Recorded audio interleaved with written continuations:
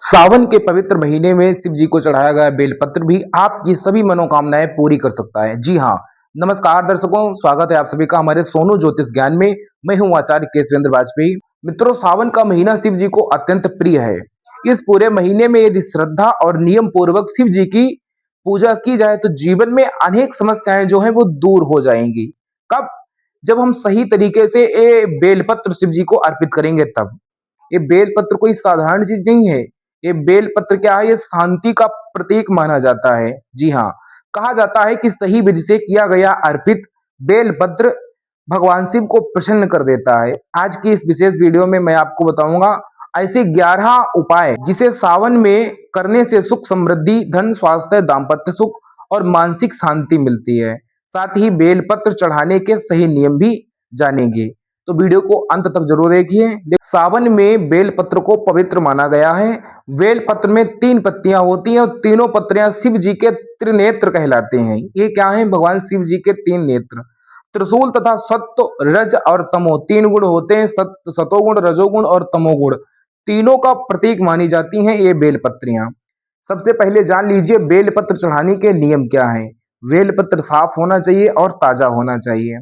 फटा या टूटा कटा नहीं होना चाहिए। 3 पत्तियों वाला ही बेलपत्र चढ़ाएं।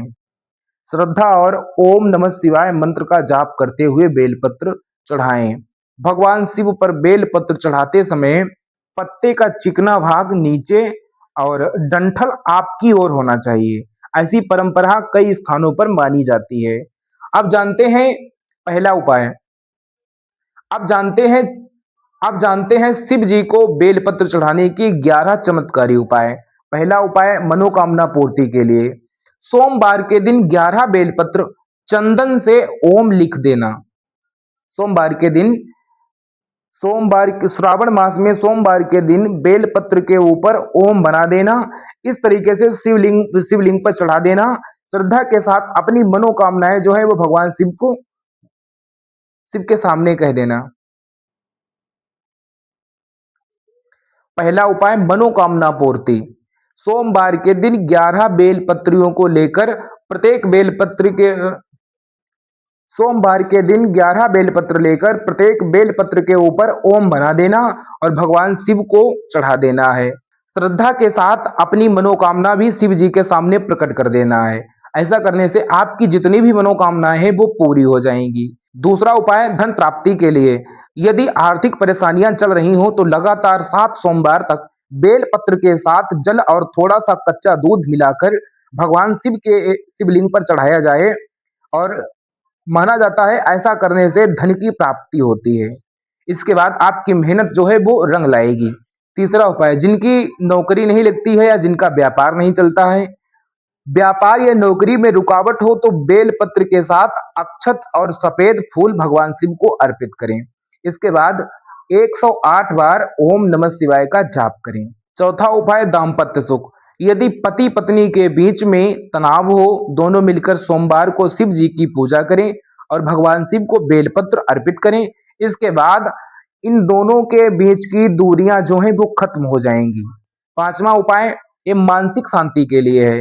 जिसका मन अशांत रहता है, हर समय टेंशन में रहता है या तनाव या चिंता बनी रहती है, वह प्रतिदिन शिवलिंग पर जल और बेल पत्र अर्पित करे। भगवान उसकी सारी मानसिक शांति जो है वो सही कर देंगे। छठवां उपाय रोगों की रक्षा के लिए। जो व्यक्ति हमेशा परेशान रहता है, बीमारी में ग्रस्त रहता है, स्वस्थ होने की कामना से भगवान शिव के ऊपर बेलपत्र चढ़ाएं और महामृत्युंजय का जाप कराएं।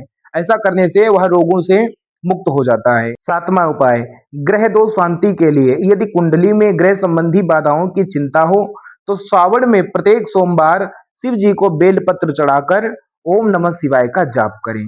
आठवां उपाय यदि परिवार में आप सुख देखना चाहते हैं तो पूरे परिवार के साथ शिव मंदिर जाएं और सामूहिक रूप से बेलपत्र अर्पित करें। इससे परिवार में प्रेम और एकता भगवान मजबूत करेंगे। नौवां उपाय विद्यार्थियों के लिए। जिन विद्यार्थियों को पढ़ाई में मन नहीं लगता है, हमेशा खेलने कूदने में ही व्यस्त रहते हैं, ऐसे व्यक्ति पढ़ाई में एकाग्रता के लिए सोमवार को बेल पत्र चढ़ाकर भगवान शिव से बुद्धि और विवेक की प्रार्थना करें। 10वां उपाय नकारात्मकता दूर करने के लिए। सुबह स्नान के बाद भगवान शिव की पूजा करें। पूजा करने के बाद सकारात्मक सोच के साथ भगवान शिव के ऊपर बेलपत्र चढ़ाएं। इससे मन में नई ऊर्जा अपने आप स्वयं जागृत हो जाती है। 11वां उपाय भगवान शिव की कृपा प्राप्त करने के लिए अंतिम सोमवार में 21 बेलपत्र लेना और 21 बेलपत्र के ऊपर ओम लिख देना, भगवान शिव को दूध के साथ में अर्पित कर देना। जो व्यक्ति गरीब है उसको भोजन दें, भोजन देने के बाद में श्रावण मास में वस्त्र दान करें। ऐसा करने से भगवान शिव आपके ऊपर अत्यधिक प्रसन्न होते हैं, भगवान शिव का आशीर्वाद आपको मिलता है। ध्यान रखें, पूजा केवल उपायों से नहीं की जाती है बल्कि श्रद्धा, सदाचार और अच्छे कर्मों से भी सार्थक होती है। किसी भी धार्मिक उपाय को अंधविश्वास में ना लें और बल्कि उसे भक्ति और सकारात्मक से जोड़ें।